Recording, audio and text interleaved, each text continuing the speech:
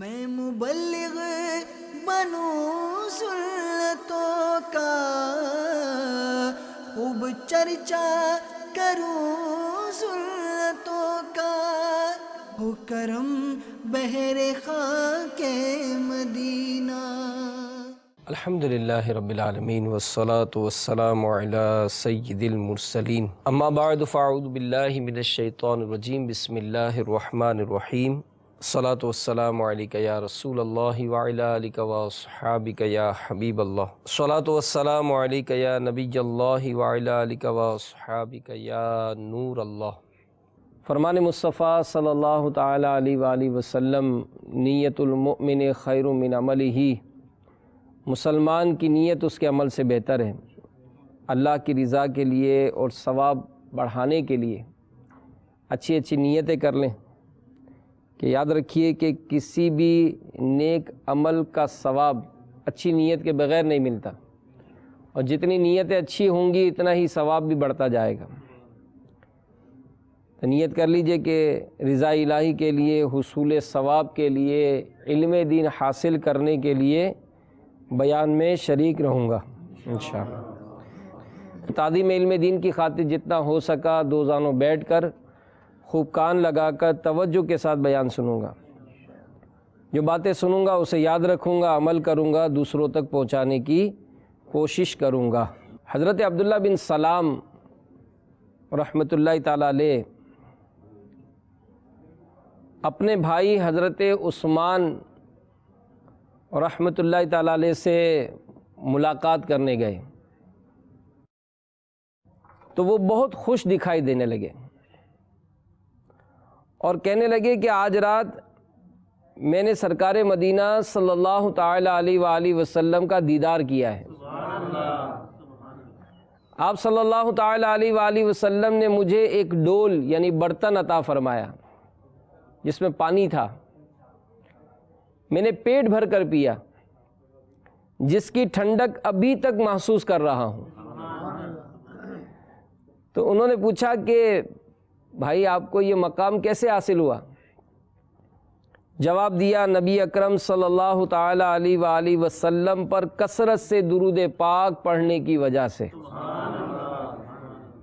تو حدیث پاک بھی ہے، نبی کریم صلی اللہ تعالی علیہ وآلہ وسلم کا ارشاد ہے کہ بندہ جب تک مجھ پر درود پاک پڑھتا رہتا ہے اللہ عز و جل اس پر رحمت نازل فرماتا رہتا ہے۔ اب بندے کی مرضی کہ وہ کم پڑھے یا زیادہ۔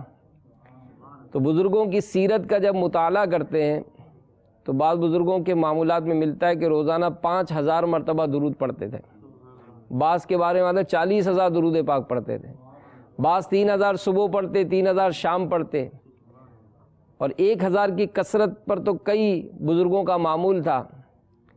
تو علماء سے پوچھا گیا کہ یہ کثرت سے درود پاک پڑھنے کی فضیلت جو بیان ہوتی ہے تو ہم کتنا پڑھیں، ہم کتنا درود پڑھیں کہ ہم بھی کثرت سے درود پاک پڑھنے والوں میں شامل ہو جائیں؟ تو علماء فرماتے ہیں کہ جو دن بھر میں 313 مرتبہ کم از کم درود پاک پڑھ لے وہ کثرت سے درود پاک پڑھنے والوں میں شامل ہو جاتا ہے۔ تو مختلف صیغے ہیں درود پاک کے، جو آپ کو آسان اور جو ممکن ہو اس کو پڑھ لیا کریں۔ صلی اللہ علیہ وسلم یہ بھی درود پاک ہے، اور صلی اللہ علی محمد، تو یوں مختلف صیغے ہیں درود پاک کے۔ درود تاج بھی ہے، سبحان اللہ۔ تو یہ الگ الگ فضائل بھی ہیں، بزرگوں سے منقول ہیں۔ تو بہرحال درود پاک کی کثرت کرنی چاہیے، بلکہ کسی شاعر نے لکھا ہے، غموں نے جو تم کو گھیرا ہے تو درود پڑھو، جو حاضری کی تمنا ہے تو درود پڑھو۔ صلو علی الحبیب صلی اللہ تعالی علی محمد۔ حضرت سیدنا انس رضی اللہ تعالیٰ عنہ فرماتے ہیں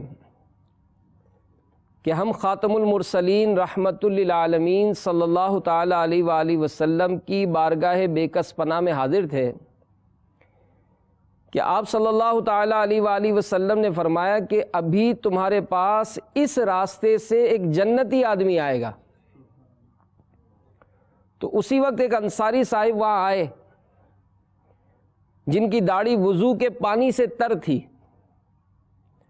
انہوں نے بائیں ہاتھ میں اپنی جوتیاں اٹھا رکھی تھی، اور یہ بھی ایک معلومات کے لیے عرض کرتا ہوں کہ جب بھی جیسے مسجد میں جاتے ہیں تو جوتیاں اٹھانے کا جو آداب علماء نے لکھے وہ بائیں ہاتھ سے اٹھانی چاہیے۔ فرماتے ہیں کہ دوسرے دن پھر نبی پاک علیہ الصلاۃ والسلام نے پہلے دن کی طرح ارشاد فرمایا اور وہی شخص آئے۔ تیسرے دن بھی ایسا ہی ہوا تو حضرت سیدنا عبداللہ بن عمرو رضی اللہ تعالیٰ عنہ فرماتے ہیں کہ میں اس انصاری کے پاس پہنچا اور پوچھا کہ کیا آپ میری مہمان نوازی کر سکتے ہیں؟ انہوں نے حامی بھر لی اور مجھے اپنے ساتھ لے گئے۔ میں 3 راتیں ان کے پاس رہا۔ اس دوران میں نے انہیں رات کو قیام کرتے یعنی نوافل ادا کرتے ہوئے نہیں دیکھا۔ ہاں یہ ضرور دیکھا کہ جب وہ بستر پر کروٹیں بدلتے تو ذکر اللہ کرتے، یہاں تک کہ نماز فجر کا وقت ہو جاتا اور وہ اچھی بات کرتے یا خاموش رہتے۔ جب 3 راتیں اسی طرح گزر گئیں تو میں نے ان کے عمل کو کم جانا کہ کوئی خاص ایسی ایکٹیویٹی تو نہیں ہے ان کی، کوئی ایسے عمل تو ہے نہیں ان کے۔ چنانچہ میں نے ان سے کہا کہ میں نے سرکار علیہ الصلاۃ والسلام کو یہ فرماتے ہوئے سنا کہ ابھی تمہارے پاس ایک جنتی آدمی آئے گا، پھر 3 مرتبہ آپ ہی آئے، تو میں نے سوچا کہ آپ کے پاس رہ کر آپ کا عمل دیکھوں، ایسا آپ کیا کرتے، لیکن مجھے تو آپ کا کوئی عمل زیادہ دکھائی نہیں دیا۔ جب میں واپس ہونے لگا تو انہوں نے مجھے بلایا اور کہا کہ میرا عمل تو وہی ہے جو آپ دیکھ چکے، لیکن میں اپنے دل میں کسی مسلمان کے لیے کینہ نہیں رکھتا اور نہ ہی کسی مسلمان کو ملنے والی نعمت الہی پر حسد کرتا ہوں۔ سیدنا عبداللہ رضی اللہ تعالی عنہ نے فرمایا کہ یہی وہ وصف ہے جس نے آپ کو اس مقام پر پہنچایا۔ اللہ عز و جل کی ان پر رحمت اور ان کے صدقے ہماری بے حساب مغفرت ہو، آمین بجاہ النبی الامین صلی اللہ تعالیٰ علیہ وآلہ وسلم۔ تو میٹھے میٹھے اسلامی بھائیوں، اس بشارت افروز حکایت سے دنیا سے بے رغبتی اور اپنے دل کو باطنی گناہوں اور بالخصوص بغض و کینہ سے پاک رکھنے کی فضیلت معلوم ہوئی۔ لیکن ہمارا عالم یہ کہ ہمیں پتہ ہی نہیں ہوتا کہ بغض و کینہ کہتے کسے، حالانکہ اس کے متعلق علم حاصل کرنا جو یہ فرض ہے، یہ ضروری ہے، کیونکہ یہ باطنی بیماری ہے۔ اور ایک مثال دی جاتی ہے اس میں کہ اگر جسمانی کوئی مرض ہو کسی کو، مثال اگر کسی کی انگلی کٹ لگ جائے، بلڈ وغیرہ نکلے اس کو، تو ہم فوراً ٹریٹمنٹ لیں گے، اس کا ڈاکٹر کے پاس جائیں گے، ڈاکٹر صاحب ہم کو میڈیسن بھی دیں گے، ساتھ میں اس کو بینڈیج بھی کریں گے، ہمیں احتیاطیں دکھائیں گے کہ بھائی دیکھیں پانی سے آپ کو اس کو بچانا ہے اور یہ چیزیں آپ نے نہیں کھانی ورنہ آپ کو یہ ہو سکتا ہے زخم بگڑ جائے۔ اب غور کریں اور سوچیں کہ اگر یہ انگلی کا زخم بگڑا، زیادہ سے زیادہ کیا ہوگا؟ زیادہ سے زیادہ یہ ہوگا کہ انگلی کاٹنی پڑے گی، اس سے بڑا تو کوئی نقصان نہیں ہوگا۔ کوئی جسمانی مرض ہوتا ہے، کوئی بھی، زیادہ سے زیادہ اس کا اگر نقصان ہے تو یہ کہ بندے کی جان جا سکتی ہے، اس سے بڑا نقصان نہیں ہے۔ لیکن جو باطنی امراض ہوتے ہیں، باطنی جو گناہ ہوتے ہیں، اس کا جو نقصان علماء نے لکھا وہ یہ ہے کہ اس کے سبب ایمان برباد ہو جاتا ہے۔ تو ہمیں ان باطنی امراض کے متعلق معلومات رکھنی چاہیے جو بدقسمتی سے نہیں ہیں۔ بغض و کینہ کے متعلق چند باتیں عرض کروں گا۔ ہمارے اسلاف اور بزرگوں کا جو انداز رہا وہ یہی ہوتا تھا کہ یہ ان افعال سے بچا کرتے تھے، تو اللہ ان کے صدقے ہمیں بھی ان باطنی امراض سے شفا عطا فرمائے، ہمیں بھی بچنے کی توفیق عطا فرمائے۔ تو بغض و کینہ، اس کی تعریف سنیے۔ کینہ یہ ہے کہ انسان اپنے دل میں کسی کو بوجھ جانے، انسان اپنے دل میں کسی کو بوجھ جانے اور اس سے غیر شرعی دشمنی و بغض رکھے، نفرت کرے، اور یہ کیفیت یہ ہمیشہ ہمیشہ باقی رہے۔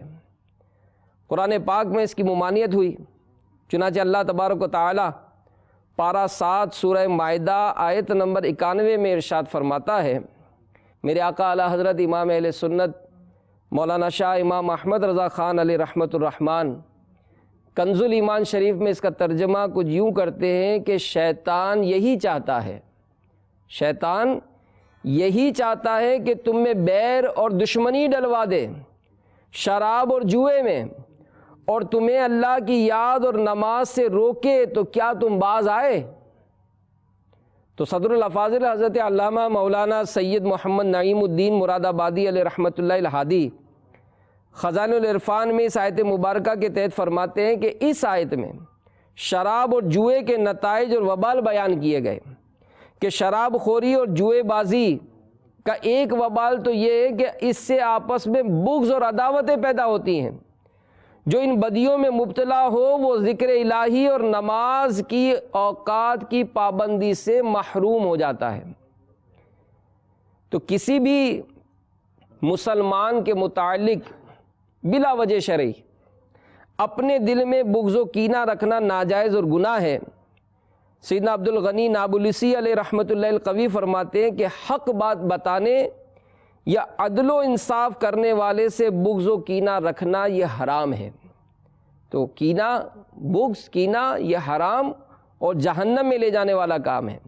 ہمارے پیارے آقا صلی اللہ تعالی علیہ وآلہ وسلم کا اس بارے میں ارشاد سنیے کہ اللہ عز و جل ماہ شعبان کی 15ویں رات اپنے بندوں پر اپنی قدرت کے شایان شان تجلی فرماتا ہے، مغفرت چاہنے والوں کی مغفرت فرماتا اور رحم طلب کرنے والوں پر رحم فرماتا ہے، جبکہ کینہ رکھنے والوں کو ان کی حالت پر چھوڑ دیتا ہے۔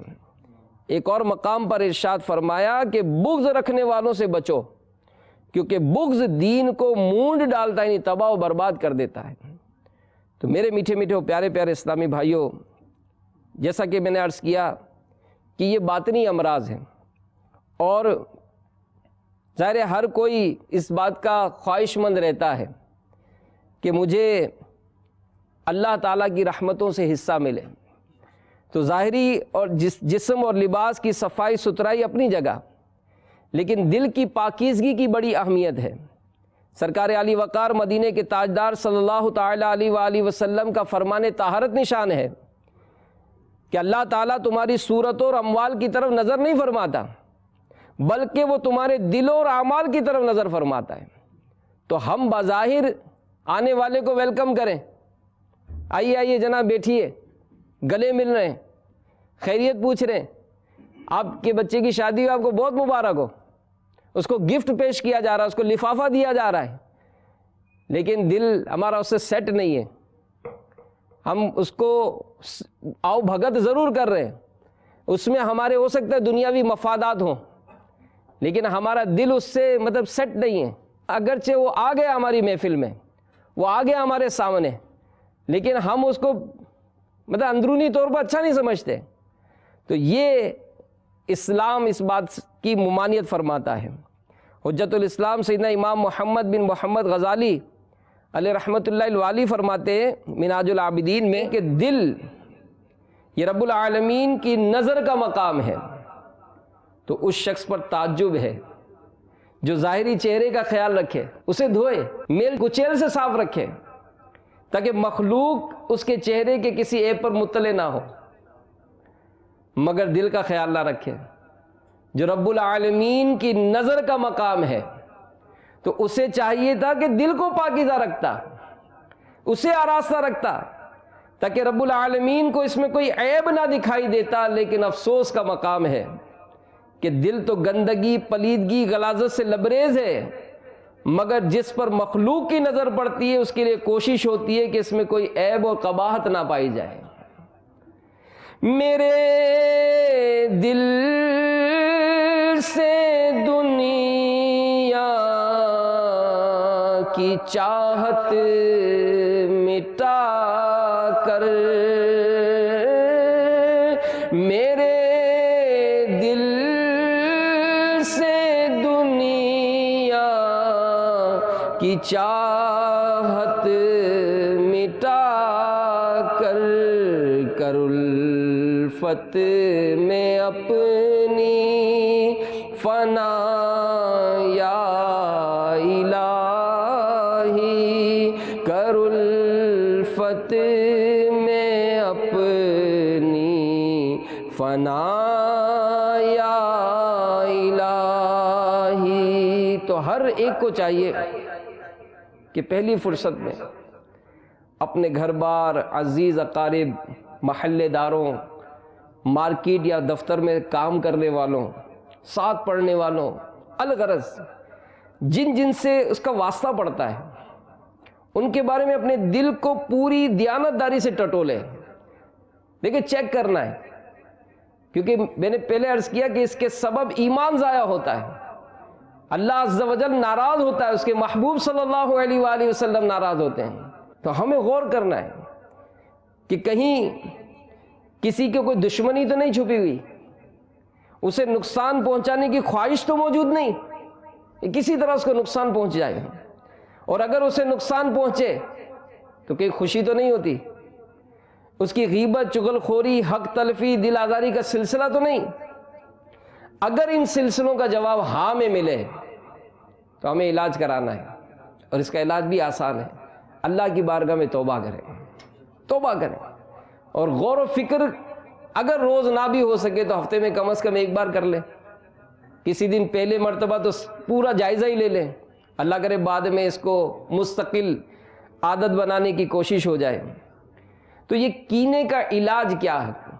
اس سے پہلے اس کی بارے میں جو سزائیں بیان ہوئیں، اس میں ایک بڑی عبرتناک روایت بیان کی گئی، اس کو سن لیجئے کہ یہ کس قدر خطرناک مرض ہے کہ حضرت سیدنا ابن عباس رضی اللہ تعالی عنہ آپ کی خدمت میں کچھ لوگ گھبراہٹ کے عالم میں حاضر ہوئے اور عرض کی کہ ہم حج کی سعادت پانے کے لیے نکلے تھے. ہمارے ساتھ ایک آدمی بھی تھا، جب ہم ذات و صفاح کے مقام پر پہنچے تو وہ انتقال کر گیا.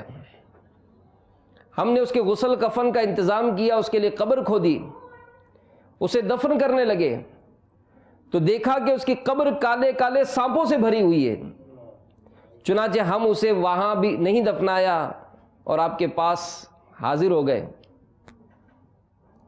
سیدنا ابن عباس رضی اللہ تعالیٰ عنہ نے فرمایا کہ یہ اس کا کینہ ہے جو وہ اپنے دل میں رکھا کرتا تھا، جاؤ اور اسے وہیں دفن کر دو. تو سفر حج جیسی عظیم نعمت، عظیم سعادت سے مشرف ہونے والے شخص کو بھی سینے کے کینے کی وجہ سے سانپوں بھری قبر میں دفن ہونا پڑا. تو ہم جیسوں کے لیے اس میں بڑی عبرت ہے اور اللہ کی بارگاہ میں گڑ گڑانا چاہیے، توبہ و استغفار کا سہارا لینا چاہیے، ورنہ اگر اس کی ناراضی ساتھ لے کر اس دنیا سے چلے گئے تو میرے میٹھے میٹھے اسلامی بھائیوں پھر معاملہ بہت سخت ہو جائے گا. ہم تو معمولی کیڑے مکوڑوں سے ڈرنے والے لوگ ہیں. گھر میں اگر چوہا آ جائے تو اس کمرے میں کیا، اس گھر میں ہی رہنا دشوار ہو جاتا ہے. کمرے میں چپکلی نظر آ جائے تو اس کمرے میں سونا پسند نہیں کرتے.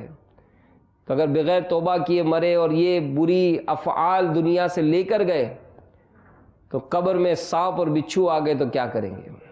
اللہ ہمارے گناہوں کو معاف فرمائے، ہماری خطاؤں سے درگزر فرمائے، ہمارے عیبوں پر رب تعالیٰ اپنی رحمت سے پردہ رکھے. ہم بظاہر دنیا میں بڑے صاف ستھرے نظر آتے ہیں، ملنا جلنا بھی اچھا دکھائی دیتا ہے، لیکن بات یہی ہے کہ چیک کریں تو اندر کا معاملہ بہت خراب ہوتا ہے. تکبر، حسد، ریاکاری، یہ سارے افعال ایسے ہیں جو دنیا میں بظاہر نظر نہیں آتے، لیکن رب جانتا ہے نیت کدھر کی ہے، اللہ جانتا ہے نیت کدھر کی ہے. تو اپنے دل پر غور کرنا ہے، اپنے افعال پر غور کرنا ہے. اس کے لیے علماء نے لکھا کہ ایمان والوں کے کینے سے بچنے کی دعا کریں. قرآن پاک کی ایک دعا ہمارے مساجد میں ہمارے امام و خطیب صاحبان دعا فرماتے ہیں. سورہ حشر کی جو دعا کا جز ہے، وَلَا تَجْعَلْ فِي قُلُوبِنَا غِلًّا لِّلَّذِينَ آمَنُوا رَبَّنَا إِنَّكَ رَءُوفٌ رَحِيمٌ، کہ اور ہمارے دل میں ایمان والوں کی طرف سے کینہ نہ رکھ، اے رب ہمارے بے شک تو ہی نہایت مہربان رحم والا ہے. اور اسباب دور کیجئے. یہ کس سبب سے پیدا ہوتا ہے؟ کینہ جو ہے یہ کس سبب سے پیدا ہوتا ہے؟ اس کی جو پہلا سبب علماء نے لکھا وہ لکھا غصہ. غصے کی وجہ سے کینہ پیدا ہوتا ہے. کہ جب کوئی شخص غصے سے مغلوب ہو کر کسی کو نقصان پہنچاتا ہے تو سامنے والا بھی اپنا رد عمل دیتا ہے. یوں مسلسل عمل اور رد عمل کے نتیجے میں دلوں میں بغض و کینہ اپنی جگہ بنا لیتا ہے. اس لیے اگر غصہ آئے، جیسے غصہ کہتے ہیں غصہ حرام ہے، غصہ حرام نہیں ہے، لیکن غصے کا امپلیمنٹ دیکھا جائے گا کہ امپلیمنٹ کہاں ہوتا ہے. تو غصہ آئے تو روک لیں، اللہ کی رضا کے لیے غصے کو پی لیا جائے تو ثواب ملنے کے ساتھ ساتھ کینے کا سد باب بھی ہو جائے گا. اور امیر علیہ سنت دامت برکاتہم عالیہ اس کی بڑی پیاری ترغیب ارشاد فرماتے ہیں کہ جس بات کو پانا ہونا اس کی فضیلت معلوم کریں. غصہ پینا ہے، غصہ پینے والے کی فضیلت سنیے. رسول بے مثال بی بی آمینہ کے لال صلی اللہ تعالی علیہ وآلہ وسلم کا فرمان بشارت نشان ہے، جس نے غصے کو ضبط کر لیا حالانکہ وہ اسے نافذ کرنے پر قادر تھا، اللہ عز و جل بروز قیامت اس کو تمام مخلوق کے سامنے بلائے گا اور اختیار دے گا کہ جس حور کو چاہے لے لے.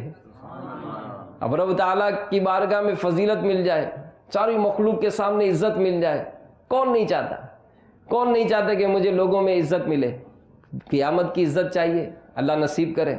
تو غصے کو پینے کی عادت بنائیں. اسی طرح کینہ جو پیدا ہوتا ہے اس کا ایک سبب فرمایا گیا بدگمانی. کسی کے بارے میں بدگمانی کرنے سے بھی کینہ پیدا ہوتا ہے. عبد المصطفیٰ اعظمی صاحب جو ہیں وہ صدر الشریعہ کے صاحبزادے ہیں. اسلامی بہنوں کو نصیحتوں کے مدنی پھول دیتے ہوئے ارشاد کیا فرماتے ہیں کہ گھر کے اندر ساس، نندیں یا جیٹھانی، دیورانی یا کوئی دوسری عورتیں آپس میں چپکے باتیں کر رہی ہوں تو عورت کو چاہیے کہ ایسے وقت میں ان کے قریب نہ جائے، نہ یہ جستجو کرے کہ وہ آپس میں کیا باتیں کر رہی ہیں، بلا وجہ یہ بدگمانی بھی نہ کرے کہ کچھ میرے متعلق باتیں کر رہی ہوں گی، کہ اس سے خواہ دل میں ایک دوسرے کی طرف سے کینہ پیدا ہوتا ہے. اب ہم مارکیٹ کے لوگ ہیں تو مارکیٹ میں اگر مثال ظاہر ایک ہی قسم کی دکانیں ہوتی ہیں ساری، اب کسی نے دکان کھولنے سے پہلے اس کے یہاں گاہک انتظار کر رہے ہیں اور ہم نے دکان کھولی تو جناب 2 بجے تک کوئی گاہک نہیں آیا دکان پر، تو ہمیں فوراً ہوتا ہے یار یہ جو مختلف جگہوں پہ جا رہا ہے نا، اس نے لگتا ہے میری روزی بند کرا دی ہے، اس نے جناب کچھ پڑھائی کرتا رہتا ہے، یہ کچھ پھونکتا رہتا ہے میرے یہاں، یہ میری دکان پر کوئی مٹی ڈالتا رہتا ہے. اب ان چکروں میں پڑتے ہیں تو وہ بدگمانی بہت کچھ لے جاتی ہے، سکون چلا جاتا ہے. گھر کے مسائل جب ایسے پیدا ہوتے ہیں تو پھر گھر کے شوہر بیوی میں بدگمانیاں پیدا ہوتی ہیں تو گھر ٹوٹنے کا سبب بن جاتی ہیں. رشتہ داروں میں اگر بدگمانیاں پیدا ہوتی ہیں تو قطع تعلق ہو جاتا ہے. پڑوسیوں سے بدگمانی پیدا ہوتی ہے تو جناب ان کے بھی آپس میں تعلقات ختم ہو جاتے ہیں. تو پتہ چلا کہ یہ مرض جو ہے یہ بھی کینہ پیدا کرنے کا ایک ذریعہ ہے. تو مجھے غیبت و چغلی و بدگمانی کی آفت سے تو بچا یا الہی. تو ہم بہت سارے امراض سے شفا مانگتے ہیں کہ دعا کریں مجھے یہ مرض نہ ہو، تو یہ مرض بھی نہ ہو کہ ان کے سبب ایمان جانے کا خوف ہے. پھر اسی طرح تیسرا سبب شراب پینے اور جوا کھیلنے جیسے حرام و جہنم میں لے جانے والے کام سے کوسوں دور رہیے کہ قرآن پاک میں ان دونوں چیزوں کو کینے کا سبب قرار دیا گیا. چنانچہ پارہ 7 سورہ مائدہ آیت نمبر 90 تا 91 میں اللہ الرحمن عز و جل کا فرمان عبرت نشان ہے. ترجمہ کنز الایمان، اے ایمان والو شراب اور جوا اور بت اور پاسے ناپاک ہی ہیں، شیطانی کام، تو ان سے بچتے رہنا تاکہ تم فلاح پاؤ. شیطان یہی چاہتا ہے کہ تم میں بیر اور دشمنی ڈلوا دے شراب اور جوئے میں اور تمہیں اللہ کی یاد اور نماز سے روکے، تو کیا تم باز آئے؟ تو ہمیں کینے سے بچنا ہے. پھر چوتھا سبب فرمایا گیا کہ نعمتوں کی فراوانی بھی آپس میں بغض و کینے کا ایک سبب ہے. شکر نعمت اور سخاوت کی عادت اپنا کر اس سے بچنا ممکن ہے. امیر المومنین سیدنا عمر فاروق اعظم رضی اللہ تعالیٰ عنہ نے فرمایا کہ میں نے سرکار مدینہ راحت قلب و سینہ صلی اللہ تعالیٰ علیہ وآلہ وسلم کو یہ فرماتے ہوئے سنا کہ دنیا کسی پر کشادہ نہیں کی جاتی مگر اللہ عز و جل ان کو تا قیامت بغض و عداوت میں مبتلا فرما دیتا ہے. تو بغض و عداوت یہ دشمنی پیدا کرتی ہے. آپس میں دشمنیاں ہو جاتی ہیں، لڑائی جھگڑوں کا سبب بن جاتی ہیں۔ حضرت سیدنا حسن رضی اللہ تعالی عنہ سے مروی ہے، ایک مرتبہ اللہ کے محبوب دانۂ غیوب منزہ عن العیوب صلی اللہ تعالی علیہ وآلہ وسلم اصحاب صفا کے پاس تشریف لائے، استفسار فرمایا تم نے صبح کس حال میں کی؟ انہوں نے عرض کی خیر و بھلائی کے ساتھ۔ ارشاد فرمایا آج تم بہتر ہو اس وقت کے جب تمہارے پاس صبح کھانے کا ایک بڑا پیالہ اور شام کو دوسرا بڑا پیالہ لایا جائے گا۔ اپنے گھروں پر اس طرح پردے لٹکاؤ گے جس طرح کعبے پر گلاف ڈالے جاتے ہیں۔ اصحاب صفا رضی اللہ تعالی عنہم عرض گزار ہوئے یا رسول اللہ صلی اللہ علیہ وآلہ وسلم کیا ہمیں اپنے دین پر قائم رہتے ہوئے نعمتیں حاصل ہوں گی؟ فرمایا ہاں۔ عرض کی پھر تو ہم اس وقت بہتر ہوں گے کیونکہ ہم صدقہ و خیرات کریں گے، غلاموں کو آزاد کریں گے۔ تو نبی پاک علیہ الصلوۃ والسلام نے ارشاد فرمایا نہیں، بلکہ تم آج بہتر ہو کیونکہ جب تم ان نعمتوں کو پاؤ گے تو آپس میں حسد کرنے لگو گے، باہم قطع تعلقی کی آفت میں اور بغض و عداوت میں گرفتار ہو جاؤ گے۔ تو جب مال و دولت ملتا ہے تو ظاہر ہے یہ بھی ایک دوسرے کی حسد میں مبتلا ہو جاتے ہیں کہ اس کا گھر ایسا، اس نے ایسی گاڑی لے لی، اس کے ایسے ٹھاٹ باٹ ہو گئے، اس کے گھر میں اس کی بچیوں کی شادیاں ہوئی، بچوں کی شادی ہوئی۔ تو بظاہر وہی میں نے جیسے شروع میں عرض کیا کہ ہم آپس میں میل جول رکھتے ہیں، آپس میں تعلقات رکھتے ہیں، گفٹس کا بھی تبادلہ کرتے ہیں، لیکن اندر کا معاملہ ہمارا درست نہیں ہوتا، اور یہ اندر کا معاملہ درست نہ ہونا ہمیں حسد کے مرض میں مبتلا کرے گا۔ ہم اس کے لیے شماتت کریں گے، یعنی اس کے نقصان پر راضی رہیں گے، خوش ہوں گے۔ وہ کسی طرح برباد ہوتا ہو تو ہمارے دل میں خوشی پیدا ہوگی۔ یہ چیزیں مسلمان کو زیب نہیں دیتی۔ مسلمان کو ان چیزوں سے بچنا چاہیے کہ اسی میں ہی دنیا اور آخرت کی بھلائی ہے۔ اب کینہ دور کیسے ہوتا ہے؟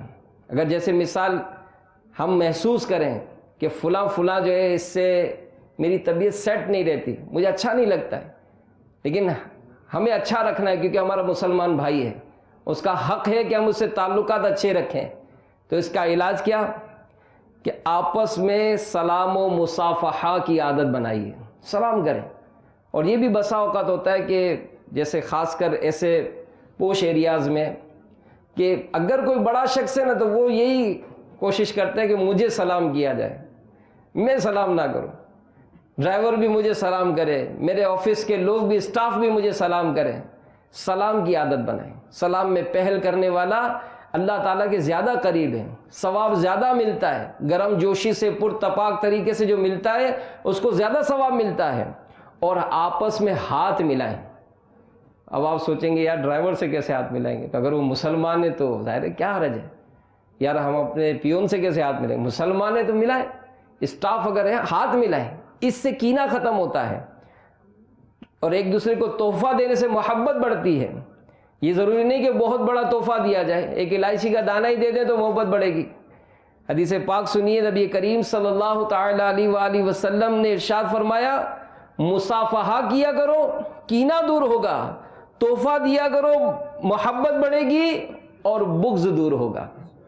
اس حدیث پاک کی شرح میں حکیم الامت مفتی احمد یار خان رحمۃ اللہ تعالی علیہ اس حدیث پاک کے تحت فرماتے ہیں کہ یہ دونوں عمل بہت مجرب ہیں، تجربہ شدہ ہیں۔ جس سے مصافحہ کرتے رہو اس سے دشمنی نہیں ہوتی۔ سبحان اللہ، جس سے مصافحہ کرے اس سے دشمنی نہیں ہوتی۔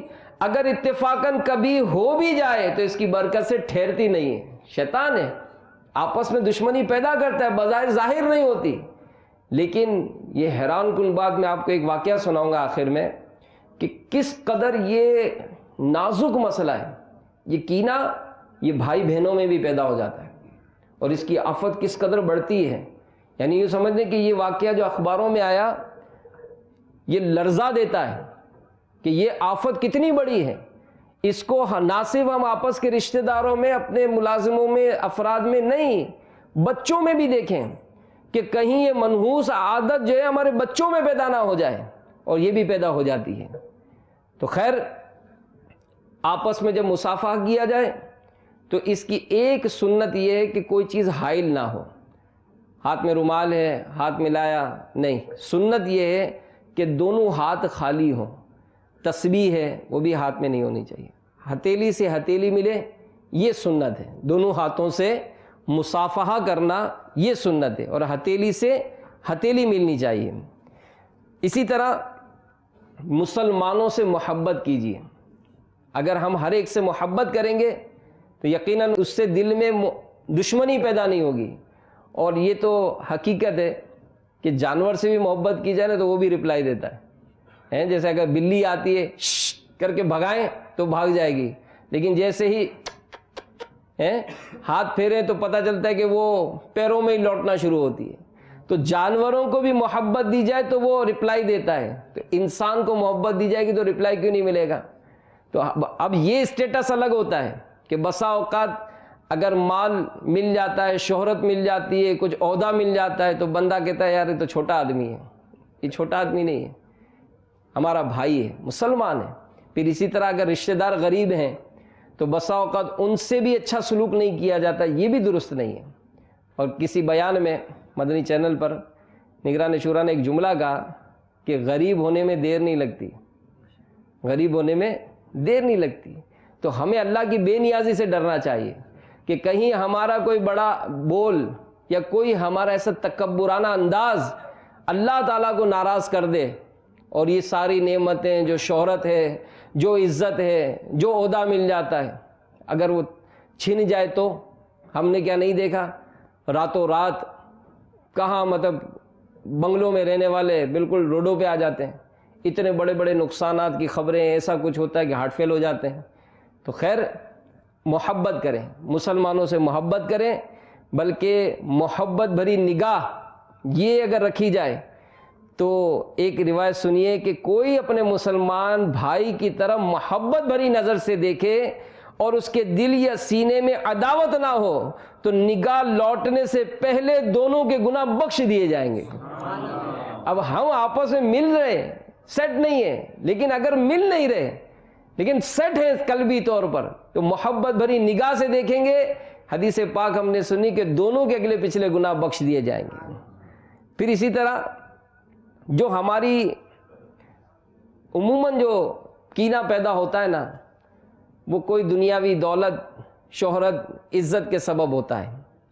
تو یاد رکھیے کہ دنیا کی وجہ سے کوئی شخص اپنی آخرت برباد کرے، کیا اس کو عقل مند کہیں گے؟ عقل مند نہیں ہے۔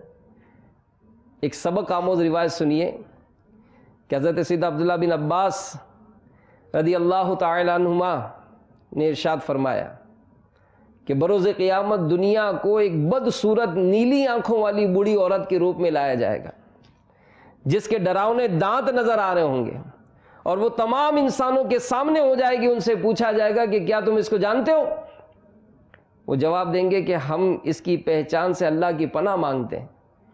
کہا جائے گا یہی وہ دنیا ہے جسے حاصل کرنے کے لیے تم ایک دوسرے کا خون بہاتے تھے، اس کو پانے کے لیے قطع رحمی یعنی رشتہ داری توڑ دیا کرتے تھے، اس کی خاطر ایک دوسرے پر غرور اور حسد کرتے تھے، اسی کے لیے ایک دوسرے سے بغض رکھتے تھے۔ پھر دنیا کو بڑی عورت کے روپ میں جہنم میں ڈالا جائے گا تو کہے گی کہ یا اللہ میرے چاہنے والے، میرے پیچھے آنے والے کہاں گئے؟ اللہ عز و جل فرمائے گا اس کے پیچھے بھاگنے والوں اور چاہنے والوں کو بھی اس کے پاس جہنم میں پہنچا دو۔ تو اے میرے میٹھے میٹھے اور پیارے پیارے اسلامی بھائیوں، یہ زندگی بہت مختصر ہے۔ اس مختصر سی زندگی کے بعد ہمیں قبر اور آخرت کا طویل سفر کرنا ہے۔ میزان عمل پر اعمال پیش ہوں گے، اور پھر رب تعالیٰ کی رحمت سے مغفرت نصیب ہوئی تو جنت ٹھکانہ ہوگی، رب تعالیٰ ناراض ہوا تو کہیں جہنم میں نہ پھینکا جائے۔ تو ہم اللہ کی پکڑ سے ڈریں اور اللہ کی بارگاہ میں دعا کریں کہ یا اللہ ہمیں بے حساب بخش دے، ہمیں بے حساب بخش دے، ہمارے گناہوں کو مولا کریم اپنی رحمت کے صدقے معاف فرما دے، ہمارے گناہوں کو معاف فرما دے۔ اے مولا ہمارے غوث اعظم کا واسطہ ہمارے گناہوں کو معاف فرما دے۔ تجھے واسطہ سارے نبیوں کا مولا، تجھے واسطہ سارے ولیوں مولا میری بخش دے ہر خطا یا الہی میری بخش دے ہر خطا یا الہی خطاؤں کو میری مٹا یا الہی خطاؤں کو میری مٹا یا الہی مجھے نیک خصلت بنا یا الہی مجھے نیک خصلت بنا یا الہی بنا دے مجھے نیکوں کا صدقہ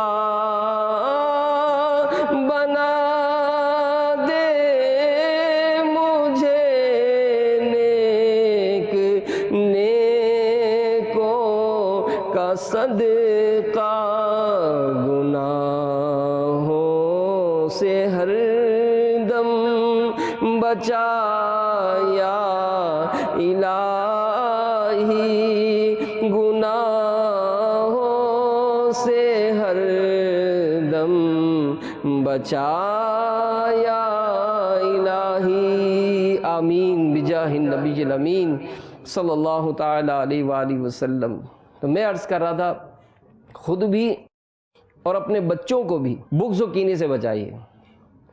اب آپ کہیں گے کہ بچے اس میں کیسے مبتلا ہوتے ہیں؟ جی ہاں،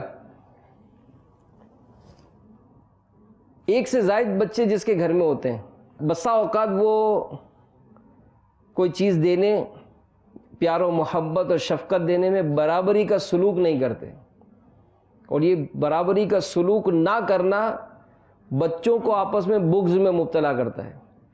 حدیث پاک سنیے، شہنشاہ مدینہ قرار قلب و سینہ صلی اللہ تعالی علیہ وآلہ وسلم کا فرمان عظمت نشان ہے کہ بے شک اللہ تبارک و تعالیٰ پسند کرتا ہے کہ تم اپنی اولاد کے درمیان برابری کا سلوک کرو، حتیٰ کہ بوسہ دینے میں بھی برابری کرو۔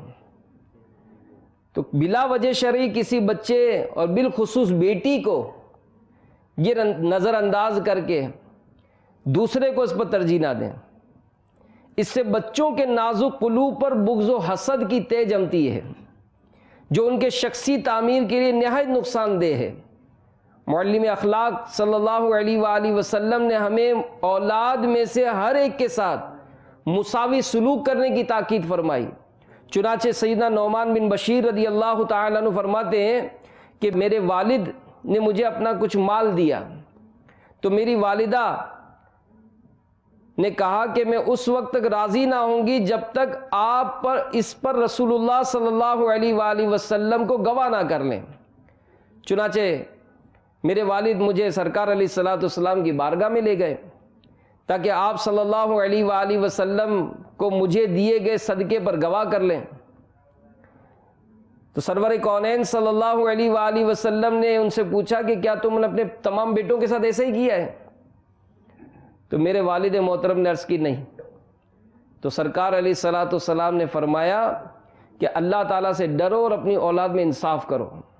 یہ سن کر وہ واپس لوٹ آئے اور وہ صدقہ واپس لے لیا۔ تو تربیت یہ دی جا رہی ہے کہ ہمیں اپنی اولاد کے ساتھ مساوی سلوک کرنا ہے۔ پنجاب پاکستان شہر کا ایک سچا واقعہ ہے کہ ایک گھرانے میں بیٹا پیدا ہوا جو سب گھر والوں کی آنکھوں کا تارا تھا۔ والدین اس پر جان چھڑکتے تھے۔ کچھ ہی عرصے بعد اللہ تعالیٰ نے انہیں بیٹی سے نوازا، تو وہ سب گھر والوں کی نگاہوں کا مرکز اب بیٹی بن گئی۔ اور بیٹی کی طرف توجہ کم ہو گئی۔ بظاہر یہ کوئی بڑی بات نہیں تھی، مگر بیٹا اس بات کو شدت سے محسوس کرنے لگا کہ اب میرے زیادہ نخرے نہیں اٹھائے جا رہے۔ چھوٹی بہن کو بہت لاڈ پیار کیا جاتا ہے، بڑھتے بڑھتے یہ احساس بغض و کینے اور حسد میں تبدیل ہو گیا۔ اب وہ وقتاً فوقتاً چھوٹی بہن کو مارنے پیٹنے لگا، نت نئے انداز سے اسے تنگ کرتا۔ والدین نے اسے معمول کی بات سمجھا اور نظر انداز کر دیا۔ کئی سال یوں ہی گزر گئے۔ پھر ایک دن ایک ایسا دل خراش واقعہ ہوا کہ جس نے شہر والوں کو ہلا کر رکھ دیا۔ ہوا یوں کہ بھائی نے گھر والوں کو بتائے بغیر چھوٹی بہن کو سیر کے بہانے سائیکل پر بٹھایا اور نہر کی طرف لے گیا۔ وہاں جا کر بہن کو نہر میں دھکا دے دیا۔ وہ بھیا بچاؤ کی آوازیں لگاتی رہی، مگر اس پر سنگ دلی غالب آ چکی تھی، بلکہ وہ اتنی دور نہر کنارے کے ساتھ چلتا رہا جب تک اس کو ڈوبنے کا یقین نہیں ہو گیا۔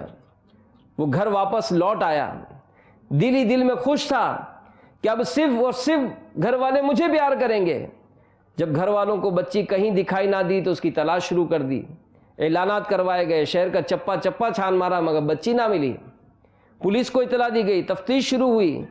تیسرے ہی روز بچے نے راز اگل دیا۔ کسی طرح کسی وجہ سے اس نے اپنی چھوٹی بہن کو موت کی گھاٹ اتارا۔ جس نے بھی وہ سنا سکتے میں آ گیا۔ والدین پر تو گویا قیامت ٹوٹ پڑی۔ بیٹی تو دنیا سے جا چکی تھی، اب بیٹا بھی سلاخوں کے پیچھے جاتا دکھائی دیا، لہذا اسے معاف کر کے قانون سے رہائی دلوائی گئی۔ اس حکایت سے سمجھے کہ کینہ کیا ہوتا ہے، یہ بغض کیا ہوتا ہے، یہ کتنی بڑی آفت ہے۔ یہ تو بچوں کو تو ایک مثال دی تو شاید ہمیں زیادہ سمجھ میں آئی۔ اب ہم بڑے ہیں، ہم غور کریں اور سوچیں ہماری کیفیت کیا ہوتی ہے۔ کہیں بھائی سے تو کینہ نہیں ہے، کہیں بہنوں سے تو کینہ نہیں ہے، کہیں ماں باپ کی وجہ سے تو دل میں ایسی بات نہیں آتی ہے، کوئی رشتہ داروں میں تو کوئی ایسا معاملہ نہیں ہے، کوئی پڑوسیوں کے ساتھ تو معاملہ نہیں ہے۔ تو بینگ اے مسلم، ایک مسلمان ہونے کی حیثیت سے ہمارا کردار کیا ہونا چاہیے، ہمارا فعل کیا ہونا چاہیے کہ مسلمان، اس کے بارے میں فرمایا گیا کہ جسم کی مانند ہے۔ اگر جسم کے کسی حصے میں تکلیف ہوتی ہے، اس تکلیف کو پورا جسم محسوس کرتا ہے۔ ایک انگلی میں چوٹ لگتی ہے نا تو آنسو آنکھ سے نکلتا ہے۔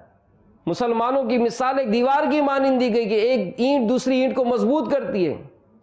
لیکن ہم غور کریں اور سوچیں کہ اگر ہمارا آپس میں کئی تعلق بھی ہوتا ہے، کاروباری معاملات میں دیکھ لیں، جو دن بھر کی ہماری ایکٹیویٹیز ہیں، جو ہمارے رابطے ہیں، واسطے ہیں، سب میں چیک کر لیں کہیں یہ مرض تو نہیں۔ اگر یہ مرض ہے تو ہم نے سنا کہ یہ حرام اور جہنم میں لے جانے والا کام ہے۔ یہ وہ سا فعل کہ جو اللہ کی بخشش سے محروم کر دیتا ہے بندے کو۔ تو ہمیں ان چیزوں سے بچنا ہے، اور اگر کوئی ہم سے کینہ رکھتا ہو تو ہمیں کیا کرنا ہے؟ تو ہمارے اختیار میں نہیں ہے کہ اس سے کینہ دور کریں، اس کے متعلق حسن ظن کی عادت بنا لی جائے۔ حسن ظن میں کوئی نقصان نہیں ہے، یعنی کسی نے ہمارے متعلق برا سوچا اس کے نصیب، ہم اس کے لیے اچھا ہی سوچیں، ہم اچھا ہی سوچیں۔